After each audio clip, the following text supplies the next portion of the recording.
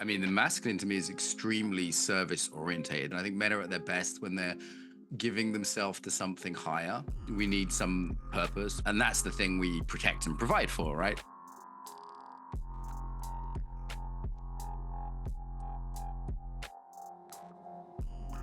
The container is now open. Mark Walsh does a lot of things, but if you know his name, it's probably because of his work in embodiment. He's a leading figure in the field. But what really piqued our interest and why we knew we had to get him on the podcast is that he's adapted his knowledge and wisdom into life coaching sessions with young men done while weightlifting.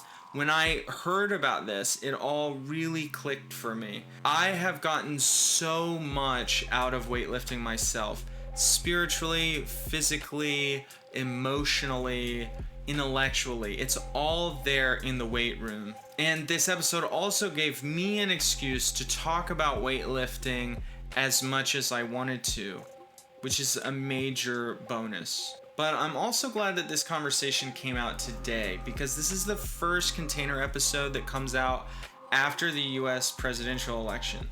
Now, don't stop the episode here. Keep listening. We never talk about the presidential election even once. Do not worry. But Mark and I do not agree on politics by and large. And later on in the interview, politics come up as we try to diagnose problems in society and fix them. As you can expect, this presented some challenge as we tried to navigate together to stay in connection and to be productive and helpful to young men, not just get caught up in old, tired arguments. But it all begins with embodiment itself and how it connects to weightlifting and the lives of young men in 21st century post-industrial capitalism. But before we dive into the interview, I would like to thank our patrons. They went to patreon.com/thecontainer and they made a commitment to put down $5 every month to support content just like this. And yes, we give them lots of bonus content. But what they really get is knowing that they are in right relation with themselves and with the world. And that you cannot put a price on. I'm telling you, go to patreon.com/thecontainer and check it out for yourself. Now on to our conversation with Mark Walsh.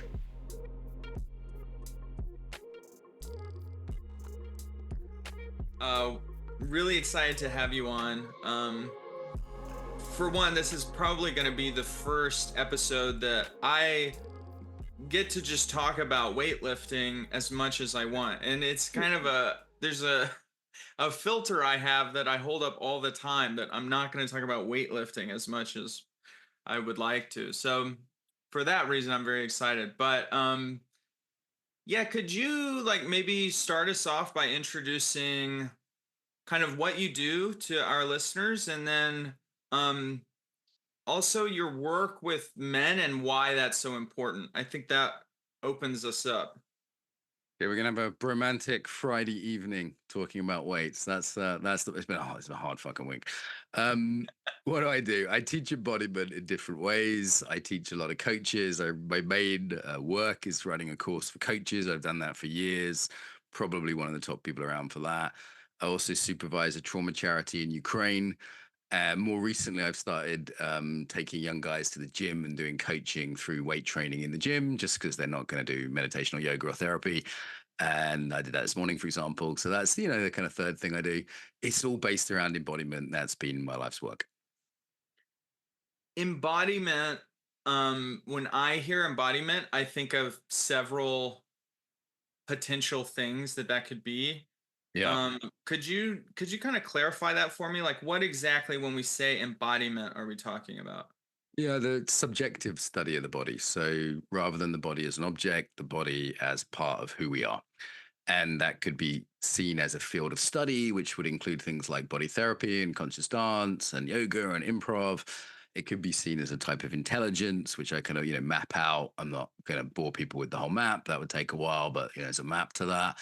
But yeah, you could say it's the subjective study of the body. And that I got asked that every fucking interview. So next question. Yeah, I imagine if that's your career, that's like, yeah, well tread territory. Well, yeah, I really want to get into just men's issues because that's Right. something that in this field of like personal growth and spirituality, I think that women do a really good job right now of holding spaces for each other and talking about their experience. And I think that there is like that food is not very available for men to nourish on. And but then I see people like you who are really trying to nourish the masculine and like what yes, can you kind of talk through why you think that's important and how your mission, how you look to feed the masculine or like support the masculine in your embodiment work? Uh-huh. Okay, so what's the wider context here would be we are in a culture which hates masculinity. And the roles of masculinity are being deliberately replaced by the state. Um, Masculinity is severely under attack by any measure, and essentially is made bad, despite the fact that women don't want that when I talk to them. I think most women like men and they like masculinity, and they're very reasonable about it when I talk to them, to be honest. Yet that seems to be the state of the world we're in, and that leads to all sorts of weird situations, whether it's an increased femininity in men. I saw a video today of an automatic car in San Francisco, and there was a guy in it clutching a poodle, a small dog, and people were graffitiing this car, which had stopped at the lights. And I thought, that's a great video for the state of the world. Like, we're being driven by tech. Men are comically emasculated. There's absolutely kind of the ill effects of mass migration and cultural breakdown. And we're not having kids, we're having dogs instead. And it was just like hilariously a picture of the state of masculinity in the world. And then other things happen, like the weird pushback around, the Andrew Tate phenomenon and stuff, kind of weird expressions of masculinity that come out sideways because of that. The Jordan Peterson phenomenon, there's we could talk for hours about the whole cultural phenomenon of masculinity under attack. And certainly in embodied masculinity, forget it. We're in a hyper cognitive, disembodied world on top of that. So, for me, a lot of that journey was through the martial arts, discovering boundaries, discovering fierceness in a controlled, protective way. I think martial arts are fantastic for that. And then more recently, I went last few years, I kind of went mainstream and Western, and I've been doing weightlifting, standard gym practice.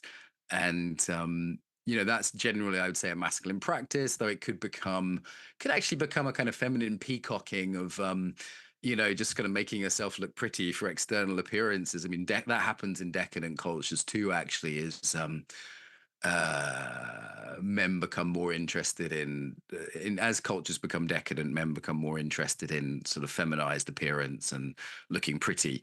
So it could be a practice of sort of stoic virtue, the gym, or it could be simply a way to make oneself attractive, for whatever reason. So anyway, jam on that. There's a few thoughts. Hell yeah. That's interesting. There's so many places to go. I kind of want to keep my eye on the ball here with weightlifting because what really Sure. comes up for me is like um it through weightlifting I have developed such a deeper relationship to my body. Yeah. And one of the technique sides of that is the mind muscle connection. Yes. Yeah, so like for listeners, like one of the things about weightlifting is like as you're doing the movement, can you actually mentally move into that precise muscle contraction, and can you really like get in there and control the movement, um and as you push yourself to do this under stress, it's like that is my bicep under duress, like wow, I'm really here and now and in this body. And as my body gets stronger and stronger through that process, it can do more and I can stay present in my body under more and more weight. And I'm just really appreciating in this context of like, can I connect to my masculinity through that? Like masculinity specifically, we all have bodies. I mean, most of us presumably listening have a body, right? Um, but and I know plenty of women who have like a relationship with weightlifting that's, seems to Sure, really, yeah, yeah, yeah, but like I smell this like this really important thing for men that's in there, yeah. and can't quite put my finger on it. Shall I Like jam on what? it a little bit? And yeah, yeah, I think there's a few pieces. So one, it's just enforced mindfulness, right? Like difficult yoga in our hyper cerebral, kind of disanchored postmodern world. We need a kind of stronger medicine than just traditional mindfulness. Perhaps we need something that really anchors us strongly. Um, Quick sneeze. We need something that anchors us strongly, and I think a difficult practice will call the mind back to the body and say, "Hey, come back here." And then, of course, consciously we add to that, and there's a risk actually in addiction to intense practices because of that. But I think generally it's just helpful to have some kind of a. There's two things that call our attention back to the body. It's basically pleasure and pain, right? So, the smart people do tantra and the dumb ones like me do weights. It's you need something painful to sort of drag your attention back. Of course, there is also a pleasure in weightlifting for sure. The pleasure in it as well is very masculine in the sense it's almost like a Nietzschean like will to power. There's a pleasure in overcoming. So I like will to life as a term because it sounds will to power sounds like power over, but there's this feeling of I am alive and also I am potent. So, what is the most basic kind of potency? Is it I moved an email from one place to another? I moved an idea. This is upper chakra stuff, right? This is very abstract. I moved this really fucking heavy thing off my chest. Or even better, I lifted it above my head, and I am man. And it's like the most basic kind of potency that reminds you you are not a victim, Mm, that doesn't care about your feelings or your opinions or any of that bollocks. It just says you've got to move the thing and it's 80 kilos or whatever it is. And I think there's something in that primitive agentic connection that we long for in a world where we're mostly, sending tweets and emails and things like that. So yeah, I think that's at the core of it, and strength is at the core of masculinity. And I would extend that to mental and emotional and spiritual strength. But the basis of that is physical strength. And again, coming back to the base, to the simplicity of that, I think in a world that's, I don't know about you, but my world is too fucking complicated, man. Like my week has been, I had like 20 meetings this week and I've got members of staff to manage and I'm doing this YouTube channel and that podcast and I'm a guest. Just before this, I was interviewing someone and now I'm a guest and I've got that complexity and that cash flow and that product and this thing that we're marketing. And my head feels like it's going to fucking explode. And the simplicity of iron, I sound like sort of halfway between Conan the Barbarian and Henry Rollins at this point, is just a beautiful simplicity. So it's a little poetic, but that's where I think's at the heart of it. mm. Yeah, I'm thinking about how when you're really like 60 to 70% of the way through your lift and you're kind of at like you're sort of at like peak juice, you haven't totally burned through your CNS yet. You're really pumped and you're like ready to go and it's so physical, it like loops around to being extremely spiritual and sacred as well. It's like, you kind of do this yeah, just such a return to the body that you can kind of feel.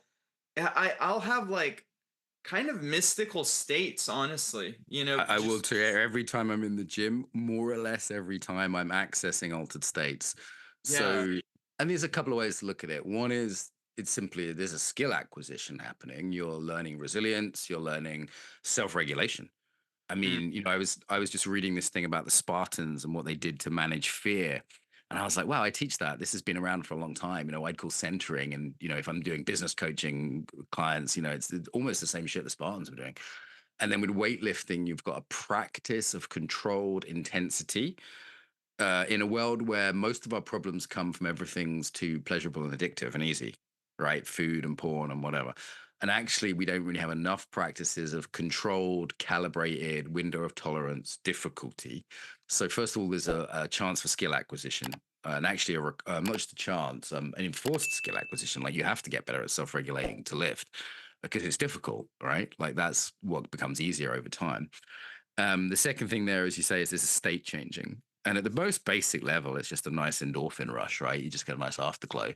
But I think that, and I know that there is an opening of, there's a potentially a mystical opening there. If you train hard, if you're training without talking, maybe with music, maybe in silence, if you're training where you're really going mindfully deep in the body, and if you meditate regularly, maybe you've done hallucinogens a number of times, you're actually primed for that already. um it's quite normal for me to enter into altered states in the gym. That's part of my practice. Mm. Yeah, I'm wondering how that plays into like coaching people in a weightlifting setting. We kind of we're able to connect to each other when we lift together in these altered states. And I imagine that plays into this like coaching men there rather than like this more feminine model built around, like a lot of therapy is built around Austrian ladies in No, the no, therapy is horrible. 19th Therapy is a misunderstanding for girls. Like this is just a complete misunderstanding. Like let's put it another way. Why do we like to fuck? Well, when we fuck, it feels good. But more than that, if we're relationally, if that's part of it, it puts us in a state where we're more relationally open to the other. So does weightlifting. It synchronizes us through shared movement, experience, intensity. So does weightlifting. Another piece here is it's not too like it's not too intense in the sense of guys don't want persistent relational attention. Now I know there's people who like circling listening to this. I can't think of anything worse personally, but if that's your cup of tea, I've got some good friends who do it. Some of my best friends are circlers. But it's my idea of hell. And the teenage boys I work with, if I were to sit them in a chair and say, tell me about your feelings, and it's horrible for them. But if I walk to the gym with them and then we're chatting, we do an exercise, we chat some more, there's two more pieces. So first of all, that lack of sustained relational intensity is actually very pleasant for them. It's much easier for them on and off. Men tend to orient relationship around an activity. So if they're fixing a car or hunting a gazelle, or I run a men's marketing group, and everyone's really bonded in this group, and all we spend our time talking about is our businesses. No one talks. I mean, we do a little check-in, we do a little meditation or gratitude practice, but 80-90% of it is our businesses. And then people get really bonded because they're doing this thing together. So there's a doing aspect. A couple more aspects. One would be it just changes state in a useful way. Like, let's say someone's in a victim position. I could talk to them philosophically about Jordan Peterson's latest reasoning, or, there's some sort of philosophy of victimhood and why, or I could just get them to do an overhead press. Right. And they're going to be out of a victim mindset very fucking quickly because it's not possible to be in a victim mindset while pushing 50 kilos over your head. Equally, it provides a metaphor, which is very men often, we're a bit autistic. We need that like physicality. Like you talk about boundaries, people don't get it, but you do a bench press where you're pushing something away, people get it real quick. So I just think it makes it. But honestly, having done embodied coaching for 20 years outside of a gym, and I can do that. I teach people that every day. I was teaching Iceland International Coach Federation last night. It's fine. I can do it on Zoom. It's so much fucking easier in a gym. Like it's so much easier because of all the things I just mentioned. Yeah, I imagine you also get your lift in and work in dovetailed. So that is probably nice as well. As I go through this, I just want to pin right now, or like I want to clarify that I have found often my own understanding of masculine feminine is like shifting, and often I'll like think I've found something and then it proves to be less helpful than I thought. So just so anyone listening to me as I'm talking, it's going to be, might change next week. But something I think I observe a lot about males is that we like um, very clear external hierarchies. Like if you have a group of guys, we would like to be very clear and be able to see like, oh, this is how we line up ordinally. Like when I was a Sure. teen, we fought all the time. We'd Yeah. get in my Men fight friend's for house and we hierarchy. It's what we do. yeah. And there was like a guy who beat everybody's ass.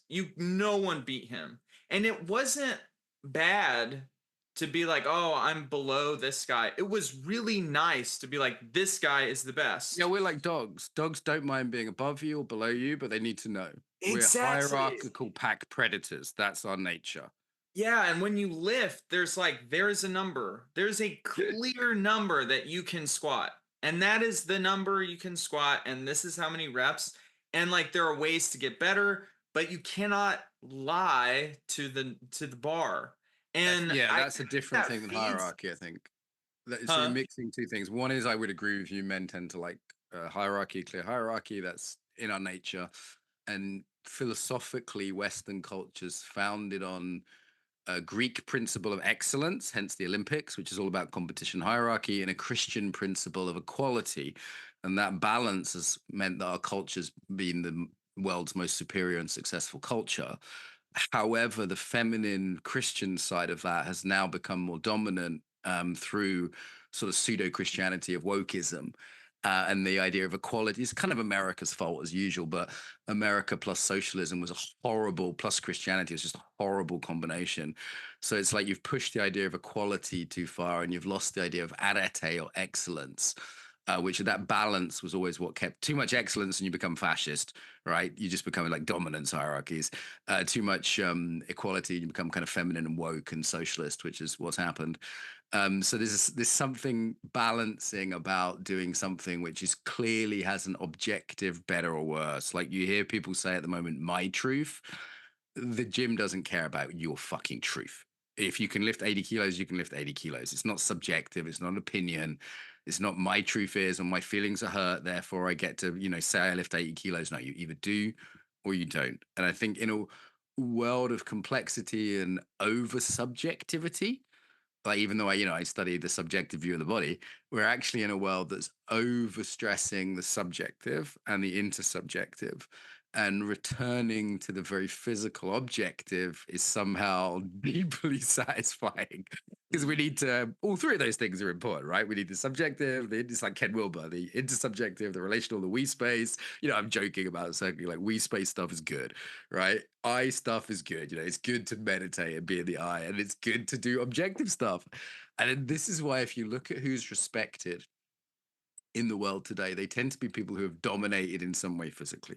Sports people, Navy SEALs, or they've dominated socially, like a comedian who, risks death. They even call it dying. They risk social death. And there is an existential element to serious weightlifting too, right? You understand that, that squat could kill you. I was doing something with this young lad today, and he's very athletic, and he was lifting some serious weight above his head. And I thought, he could die. I was thinking I'm not insured is what I was also thinking. But it's a moment where we were like, okay, it's pretty unlikely because he was within his bounds and I wasn't pushing him hard.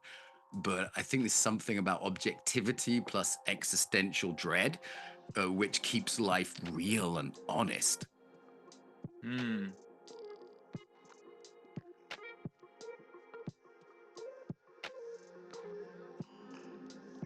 We can engage in this sometimes psychedelic self-overcoming of weightlifting, and as we allow that to kind of drop us into this more profound state of being, we can really bond with one another and we can adjust our own relationship to ourselves. And I think what Mark is highlighting is how this is especially helpful for young men. But I also noticed that this technique would probably help just about anybody. And it reminds me of this issue I've had for much of my life, where when I try to create mental models of what's masculine and what's feminine, it's like I often find that if I need to rely on it, it sort of turns to sand. So then Mark and I try to figure out, okay, well, what really do we mean when we say masculinity? Like, what really sets this apart? And what is unique about the masculine experience today, right? Like, what is causing this crisis in masculinity? And then that's when we open this door, okay? Because we're diagnosing problems which oftentimes insinuate solutions. And that's when we step into the political realm.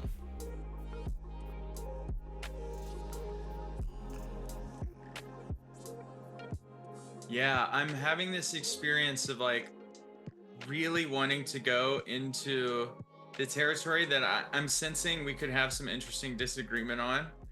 Uh, and that's feeling kind of As you will enjoy. It's Friday.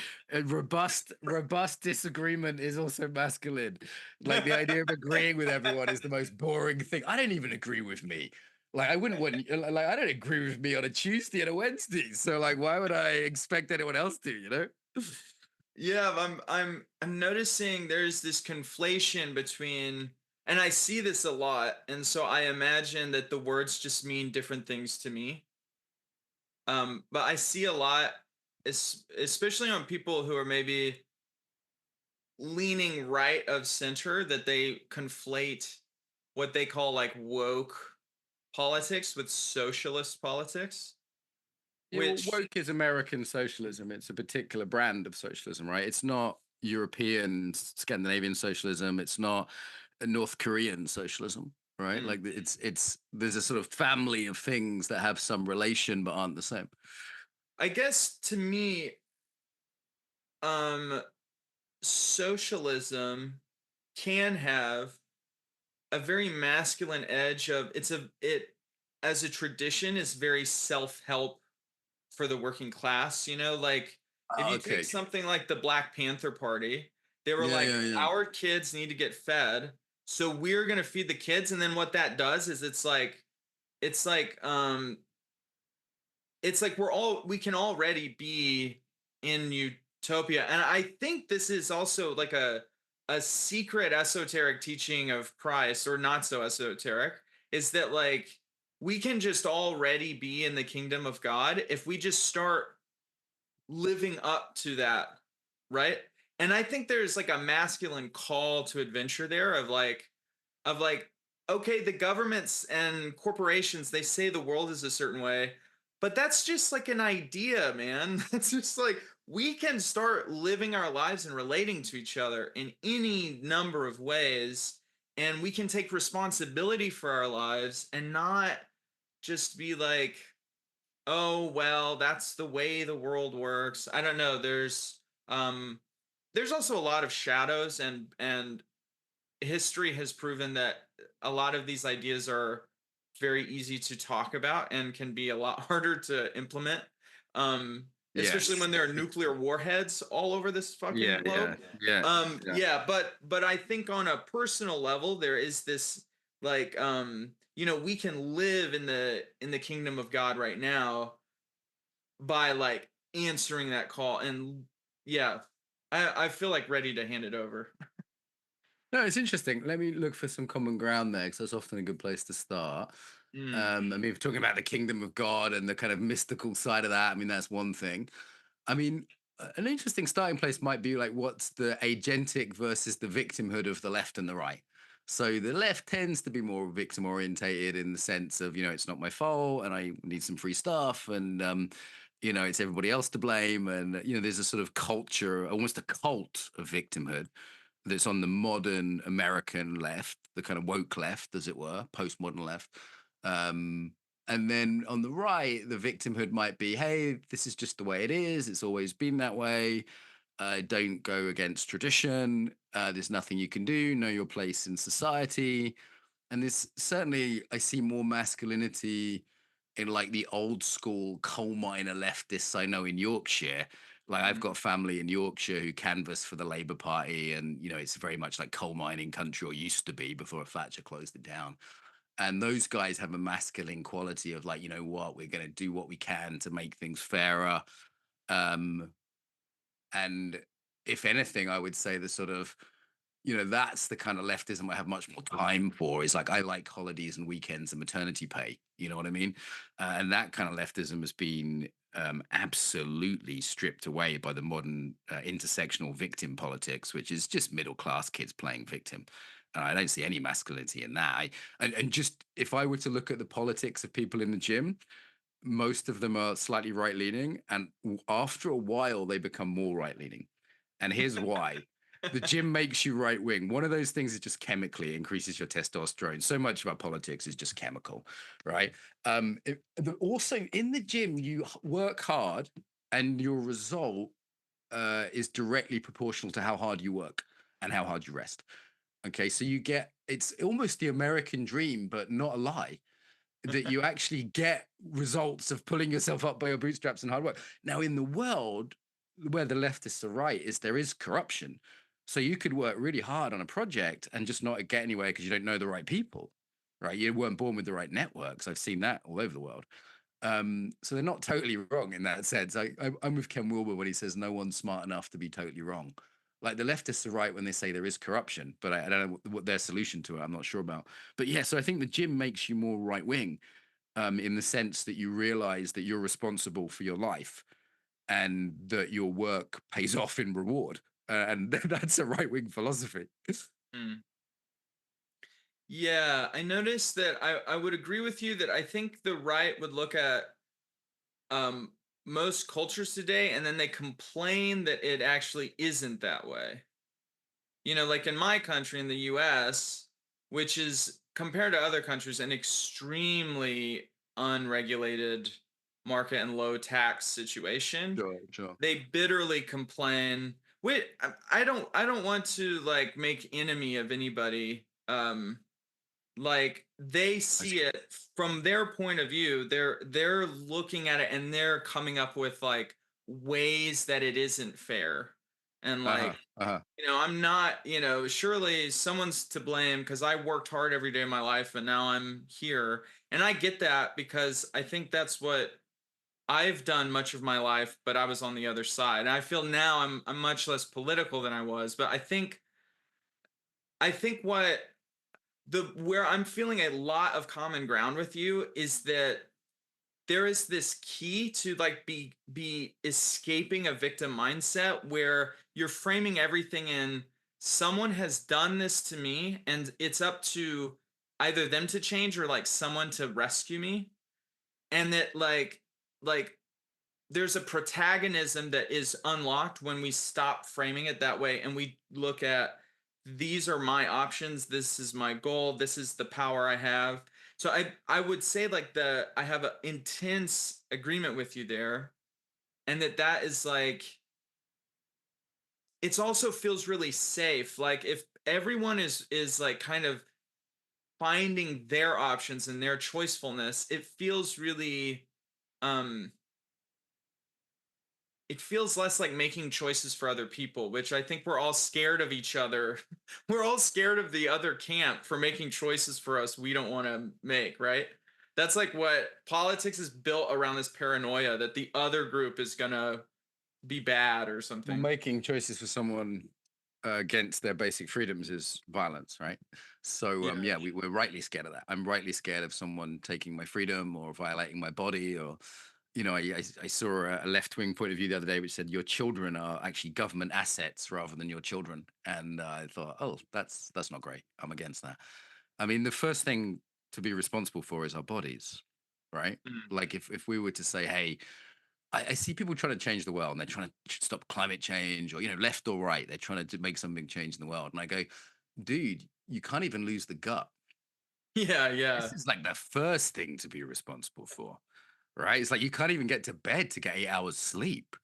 I mean, like, this is number one, surely, right? And it's interesting, like, even though most of the people in embodiment are on the left, they do a lot of self regulation kind of work, and you learn to be responsible for your state. And you don't hear them say, "You made me feel," or, like they're not demanding safe spaces everywhere because they're responsible for their own emotional regulation. Mm. And, within limits, right? Like, it's not saying if you torture someone, they should still be happy. But we are responsible broadly for our own physicality and our own emotional well being. And you can find an exception to that. I have a very disabled friend that can barely exercise. And, she's, in a very different situation, but she's an exception. She's really different than most people. And for her, just to walk 100 meters exhausts her, but that's not most people. Mm. So, and, to be honest, she's trying harder than a lot of the non-disabled people I know, frankly. She's really putting an effort in. Yeah, and I noticed too, like in those extreme situations where like I'm an able-bodied person, I might look at that situation and be like, wow, there are a lot fewer choices available to this person in this other situation. But that discipline of like figuring out the choices you do have and making those choices for yourself, it's like um that is always there for no matter where you are, no matter what situation. Like there is always some choice you can make. I mean, it gets down really ultimate. Like if you're in a single prison cell and you're there for the rest of your life, you can like approach it this way or approach it that way. There's Yeah, always Reuben some Carter choice. had that experience. Reuben Carter said he still had choices, or in his prison cell. It's a beautiful book if you read his. I mean, that's basic existentialism as well. Man's search for meaning. If a guy in a concentration camp can tell me he has a choice, then what excuses have I got? I mean, in a way, victimhood's a sort of middle class luxury. If you go to a war zone, very few people are really in a victim mode. They don't last very long. Mhm. If you'd even go to a black church in South Carolina, you won't see victimhood. You'll see people doing their best. You'll see a philosophy of empowerment. And certainly, I think strength training, martial arts training, indirectly, culturally, and directly, somatically encourages a ethos of responsibility and agency.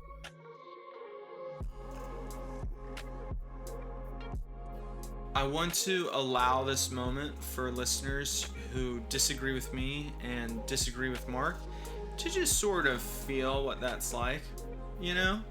Uh, if you feel disagreement on these points, I think it's a window into a really unique experience. There's something physical about it. It's intellectual, but it's also very physical.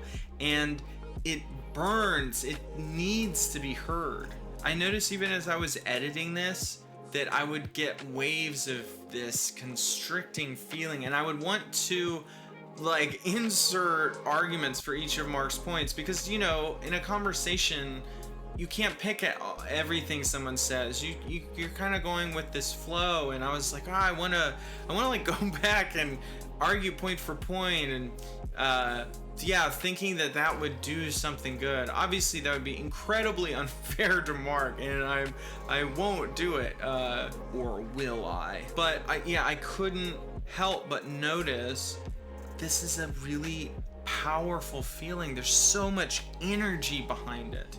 But there's also so many frames that aren't very choiceful, right? And that's where this conversation turns, is towards choice, recognizing choice and living in choice rather than in this interpretation of life that makes you into a victim. And as we made that turn, I noticed in my body I started to feel more relaxed already.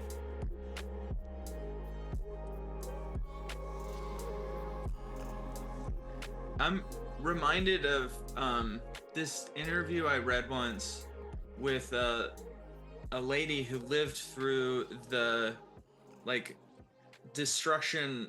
She lived in the former Yugoslavia, and she lived through its destruction by interior and exterior hands, and um, talking about how during the worst weeks of it and months of it, where like they were every little last scrap of food they were still sharing with their neighbors. There was this like intense power to like offer things in that space. Like I have like a hard time, I don't know, sharing, and I have plenty of stuff, and that no one is bombing my home, but there is this like to get through that, they still were like choosing to live this certain way, to like live in I don't even know what you would call it, but like making that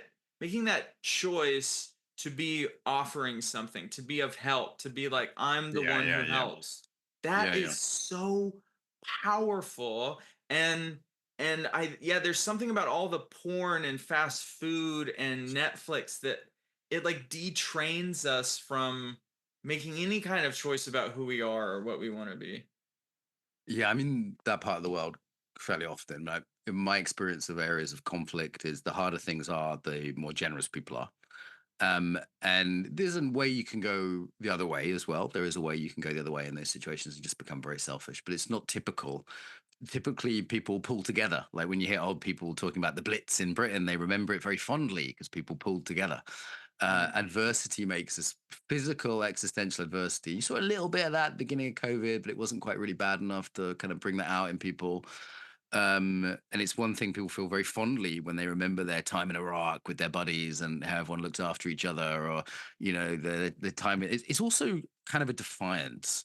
There's a defiance and in saying, oh, by the way, at the relational level, I'm a total communist.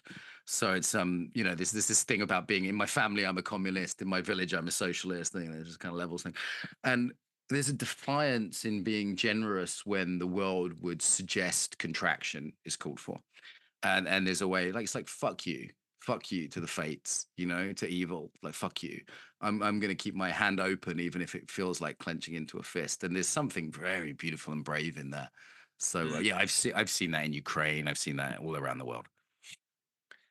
Yeah, that the way you just framed it reminds me of Saint Martin of Tours, where he's this um soldier, and his great saintly act, the thing that is shared a lot, is that he ripped his cloak in half and gave half to a beggar who didn't have a cloak. There's like a this is me threading it back into masculinity here, very very clever. Go for it. Go for it. Politics is kind of boring. And the thing about politics is you can easily fight with good people. I think we were both what would be the word, generous in that, so we didn't. But and also it's very abstract. Like, what are we talking about? You know what I Right. mean? It's also just not my area of expertise, to be honest, like compared to embodied training. Yeah. Yeah, I agree with you. There's like there's it's much more interesting. Politics, instead of a debate, is to learn what people who have different ideas think, because it's like if we debate, it's just ugh. It's a fight that never ends. But Saint Martin, okay, great saint, one of the best saints, folks. And he like is a soldier, and the way that he sort of archetypically embodies being a warrior is that he does the self-sacrifice for the beggar. And it's this whole other, I think that we often like to think of warriors as people with red swords, red dripping swords, and that's totally a part of it. But then there's this other like relational part that is I'm going to be big enough and strong enough to serve, not just to defeat these Yeah. people, but to serve. And I think that there's a way that masculinity, when it's unyoked to service, gets really dark. It gets into the like Andrew Tate bullshit of Yeah, like, psychopathy, so that people have some of the masculine virtues without service. I mean, the masculine to me is extremely service orientated. There's a comedian, a right wing comedian, this great piece that like we're like golden retrievers. We're like, you want an orgasm? What do I need to do? How do I help? What's my job? We're like, we've got that service orientation. I think men are at their best when they're giving themselves to something higher. We need some purpose. We need something to serve that goes beyond ourselves, and that's the thing we protect and provide for, right? Like that's the thing that we nourish, protect, provide, look after. I think without the sword, then you lose without the potency, whether that be verbally, like verbal wit in my sort of cultural background. That's quite important.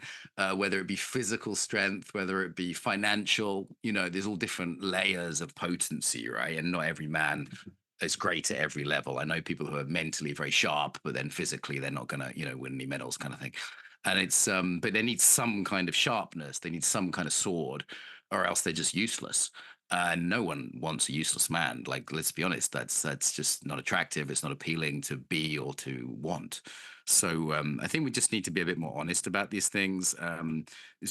We've let a lot of bullshit happen about men and women being the same, and we've let a lot of bullshit go around in an attempt to be kind. And ultimately, tolerating bullshit is always unkind. Mm.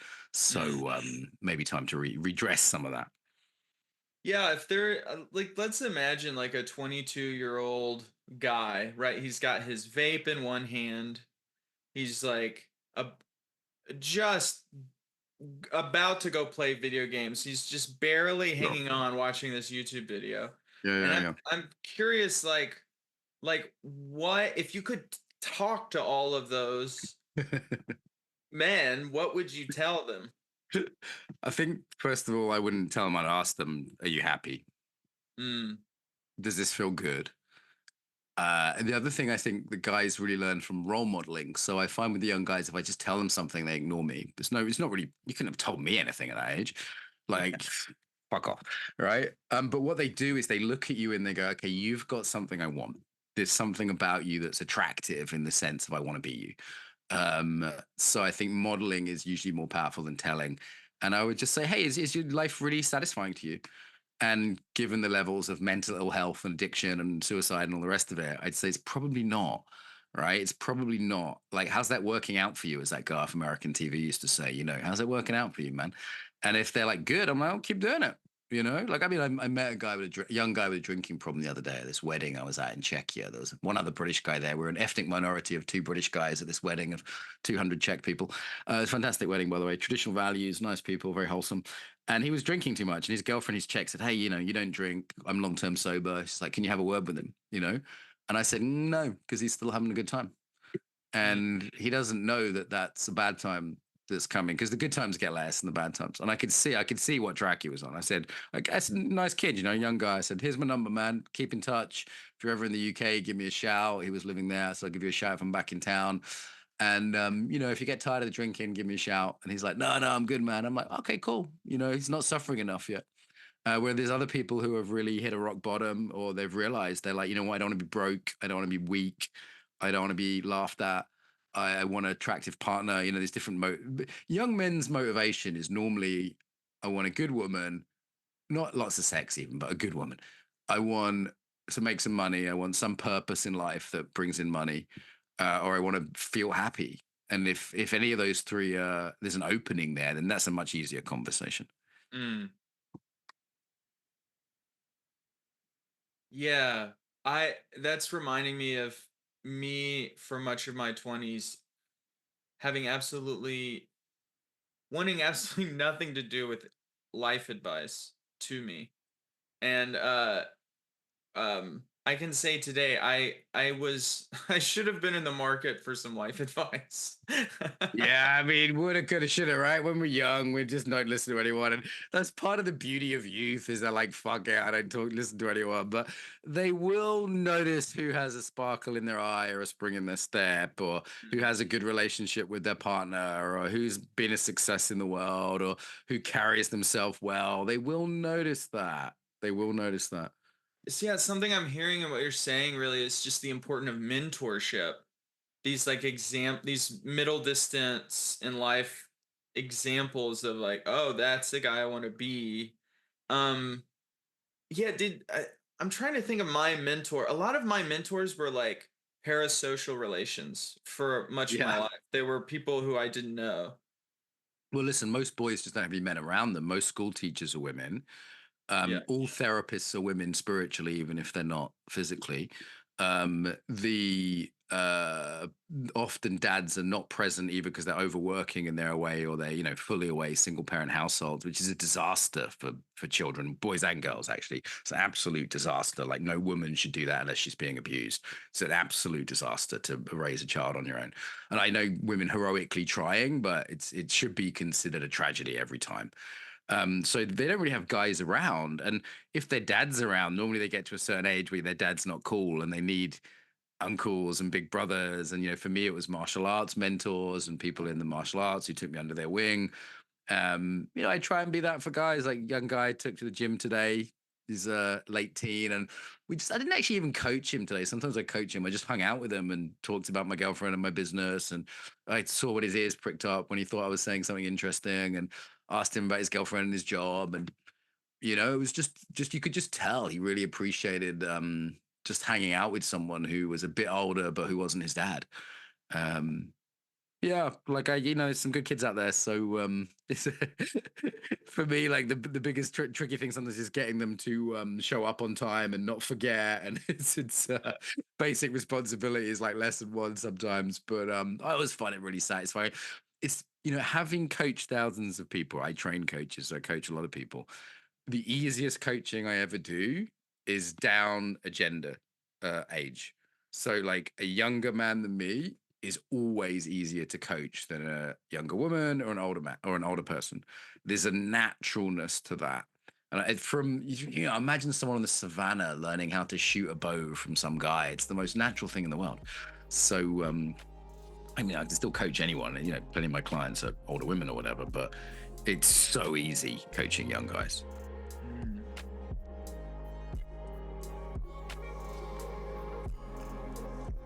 So the focus then maybe shouldn't be on telling young men what to do or what they shouldn't be doing. Maybe it's more about being there to serve as an example and to support them as mentors. And it might also come down to creating worlds where young men feel they have a role to play to be of service and to really thrive. But as soon as we start talking about that, we're back into politics. And as soon as we're talking about politics, we feel ourselves constricting, don't we? As we enter this well-worn territory that's all carved up by railroads, these old frames created by culture wars that have been raging for generations, which nobody ever wins. It's like the ultimate Archon finger trap. The more you struggle, the more you're stuck. It takes relaxing and cooperating to get out of it. But that feels impossible sometimes. It really does. At least to me it does. And it's this immense field of human relating that seems so broken sometimes. I don't know. I don't have the answers, but wow, do I have these emotional experiences. Mark and I, for our part, end up somewhere a little more open and a little more free. We find this island of common ground and we, you know, look around and see what we can see. It seems to really be focused on just committing to choicefulness, which I think might kind of be part of the answer to how we can most beautifully relate, even in the realm of politics, even with people who we once saw as our enemies.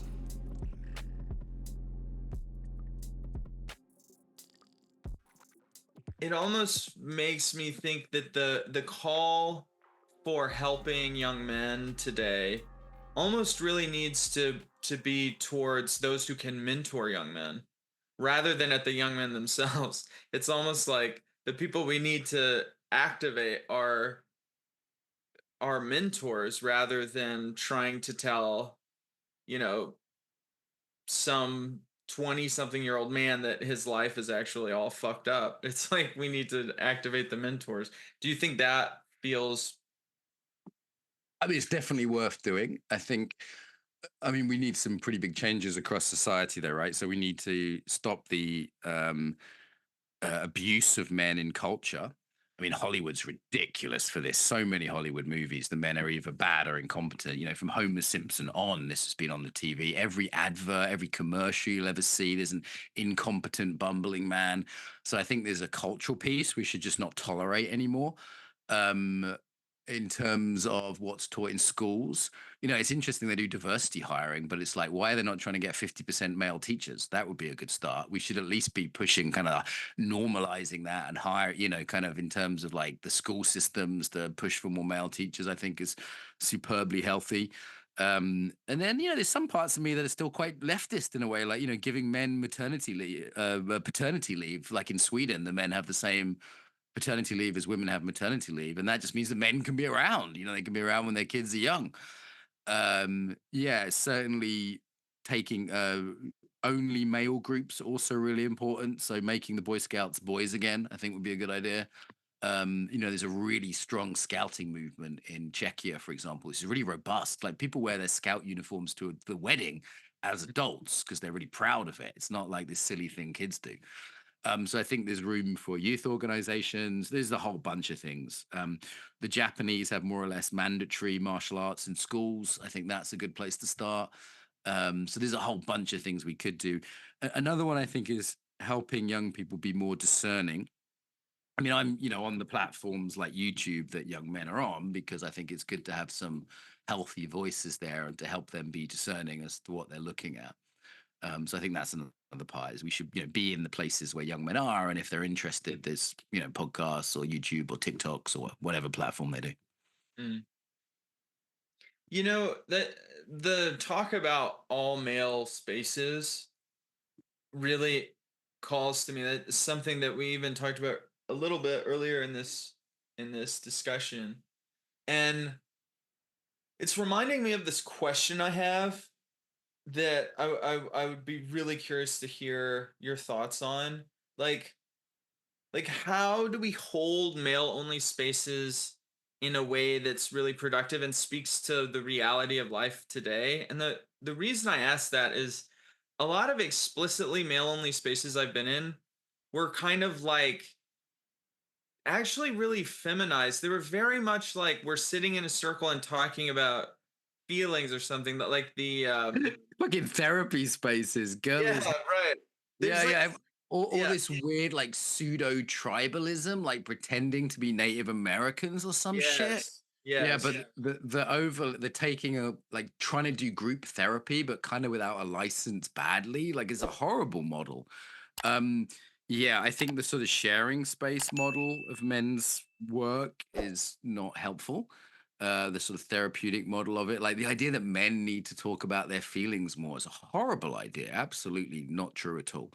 Um, I'd say the best thing is like my marketing group is to form them around doing something. Like, because if men have a mission, they will naturally bond. So that would be, I mean, anyone talking around masculinity probably isn't masculine. That's the first problem here, right? It's Oh, like, shit. That's us. yeah, sorry, that's us. We're two pussies today. So, I mean, it's like wild sex. If you're talking about it, you're not doing it, right? If you're having wild sex, you wouldn't be talking about it theoretically. So, yeah, I think that's the first problem is who's attracted to doing that kind of work. And I think the men's space as the future will be orientated around doing certain things. Um, yeah, I'm not an expert there, but that's my take on it. Hmm. Yeah, the it's making me think of things like the Freemasons, like or like it's like I kind of want a group where we wear robes and we like are doing magic rituals and shit. You know, like there's something about that, and we have a goal, and we have Well, I mean, levels like initiate, adept 3 or whatever. my private marketing group for men is called the Patriarchal Cabal. So you know that's the fun name. We originally a bunch of the early members were Jewish, and we said there was like a Jewish conspiracy because like half the group were Jewish at one point. It's just a bit more broad than that now, but it was yeah that we kind of gave it this conspiratorial name. I mean, men always like their secret societies and things. I don't know. I'm not so into that myself, but I don't think the hippies are going to save the world. I'll put it that way. Mm, yeah. Now I feel bad for all the hippies out there. I want to like. They should feel bad. They should feel bad and weak, and they should go to the gym, and they should cut their hair, and they should learn to bench press, and then they'll feel better. Yeah, bench pressing hippies. That's maybe the answer, kind of. That's how we bring about the Aeon of Horus, is bench pressing hippies on a Well, lot listen, of trenbolone.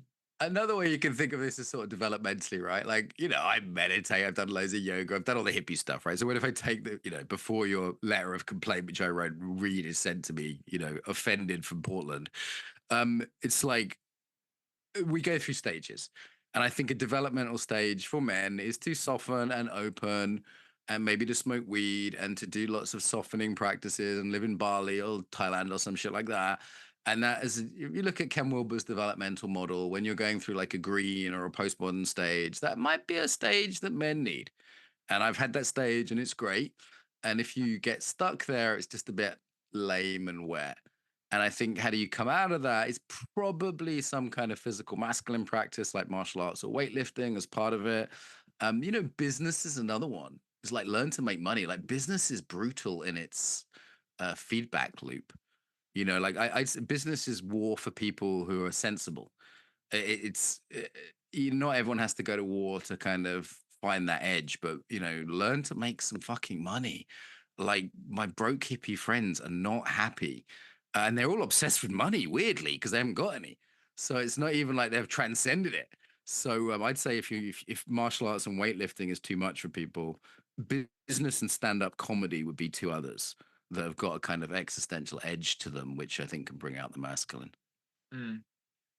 Yeah, what is it with business? I've been launching some new forks of money making lately, and it's like uh this is a world that's really, it's very hard and undeniable if you're doing well or doing poorly. Undeniable. That's the key thing, right? Like a Yeah. weight. It's undeniable if you lifted the weight or you didn't. It's undeniable if people bought your. No one has to buy your product. That's the beauty of capitalism, right? It's like people buy their product because they want to, because you've convinced them, because you've offered something of value, and there's an undeniability to that. The feedback loop is brutal, and you can't complain. It's like, what are you gonna do? Cry? And we haven't launched, it doesn't go well. And I complain for usually an hour or two. Fucking hell, blame my customers, blame everyone but myself. And then I come back to it and go, right, what are we selling? What's the next round? What are we doing? What's our latest course? And that's happened to me so often now. And the truth of the matter is it's hard.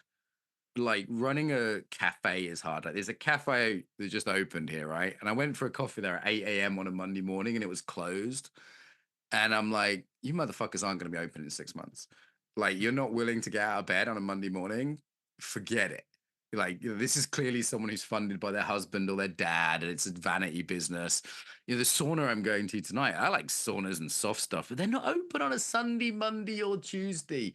It's like, come on. Like, the world is hard, and you are not gonna succeed.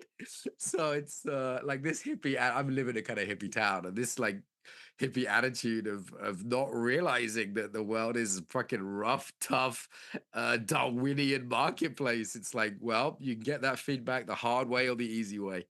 Mm. Yeah, there's like a lot of wisdom I'm hearing in what you're saying. I'm receiving that right now, because like I feel like there's actually, and this might be like a facet of masculinity I can put in my beautiful mind around this, but the there's something about it being really hard that kind of takes the sting out of failing too. It's like Yeah. there's just a lot of value in throwing myself up against it. And whether I'm like chewed up and spit out or I like slice through, it's just feels really good to be meeting my edge that way. And and in a way it's almost like the failure is also telling me this is worth doing or figuring out. um Being a man is essentially a high risk strategy genetically, right? So most of your it is. It is. It's like most of your male ancestors died without breeding. Okay. Most of your female ancestors reproduced. Okay. Because monogamy wasn't the rule. You've got more female ancestors than male ancestors. That doesn't sound like it makes sense, but do it on a piece of paper, it will. So being a man essentially is like rolling a dice and hoping it comes up six. Yeah, these was the guys who got in a boat and said, right, let's travel from Norway to find some island. Let's discover America. Let's invent an Apple phone. Let's start a business. Let's go up to that hot Russian girl and ask her out, even though it's fucking terrifying. Like being a man is a high risk strategy for being alive. And you will probably fail, but you might as well roll the dice. And if you know that like 5 out of 6 fail anyway, it's like, oh, fuck it, roll the dice. Like I run an embodiment training company, right? Every day I wake up and I'm not on a fishing boat like my granddad in the Irish Sea. I'm just like, this is hilarious. I'm talking to Icelandic people about embodiment and I'm getting paid for it. This is like every day's a bonus. How have I stayed in business for 20 years doing this? This is, I'll be eating squirrels when the apocalypse comes in a couple of years anyway. The final season of America is hilarious. Let's just enjoy it. And yeah, like if we're living this slightly bizarre feminine lifestyle, it's sort of funny as well. So let's not take this whole thing too seriously. That's maybe something to close on. Can you hawk some wares to us? Can you tell us how we get more Good American style. Available at $9.99. Yes. So I'm available on the internet anywhere you put in embodiment. So into Amazon, into podcasts. Our website is embodimentunlimited.com. There's a bunch of free stuff there if you're interested in embodiment. If you're interested in the stuff around weights that we've been talking about, that's Feral Philosophy on YouTube. So embodimentunlimited.com for all the embodiment stuff, coaches and trainers, day job. And if you're interested in the weight stuff, it's Feral Philosophy on YouTube. I am available for children's birthday parties and bar mitzvahs.